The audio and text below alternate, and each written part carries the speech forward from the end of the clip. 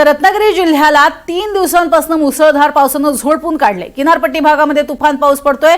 रत्नागिरी जिल्ह्यासाठी पावसाचा red alert आज देण्यात आलाय। रत्नागिरी जिल्ह्यामध्ये पावसाचा जोर प्रचंड आहे। खेडमध्ये जगबुडी नदीनं इशारा पातळी ओलांडली आहे आणि या संदर्भातला आढावा घेतलेला आहे आमचे प्रतिनिधी राकेश गुडेकर यांनी।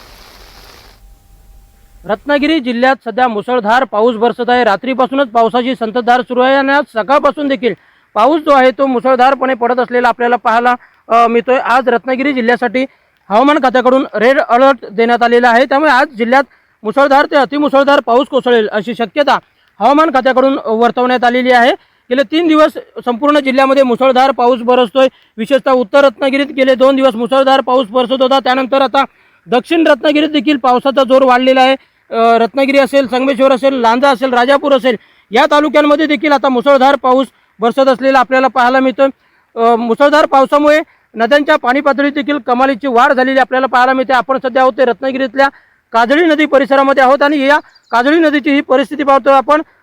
नदी जी आहे ती ओसांडून वाहत आहे। याचप्रमाणे जिल्ह्यातील सर्वच नद्या या दुथड्या भरून वाहत असलेल्या आपल्याला पाहायला मिळतात। मुसळधार पावसामुळे खेडमधील जगबुडी नदीने इशारा पातळी देखील ओलांडलेली आहे। त्यामुळे मटन मार्केट परिसरामध्ये खेडच्या मटन मार्केट परिसरामध्ये पुराचं पाणी जे आहे ते घुसलेलं आहे। काल देखील या पुराच्या पाण्याचा फटका जो आहे तो खेडवासियांना बसला होता। काही ठिकाणी रस्ते देखील बंद झालेले होते। आजही मुसळधार पाऊस बरसतोय, त्यामुळे आजही काहीशी अशीच परिस्थिती होण्याची शक्यता आहे। त्याचप्रमाणे संगमेश्वर तालुक्यातील गड नदीला पूर आल्यामुळे या नदीचं पाणी जे आहे ते मागधन बाजारपेठेमध्ये कालपासून घुसलेले आहे। आजही या ठिकाणी 3 ते 4 फुटापेक्षाही जास्त पाणी या दुकानांमध्ये किंवा या परिसरामध्ये असलेलं आपल्याला पाहायला मिळते।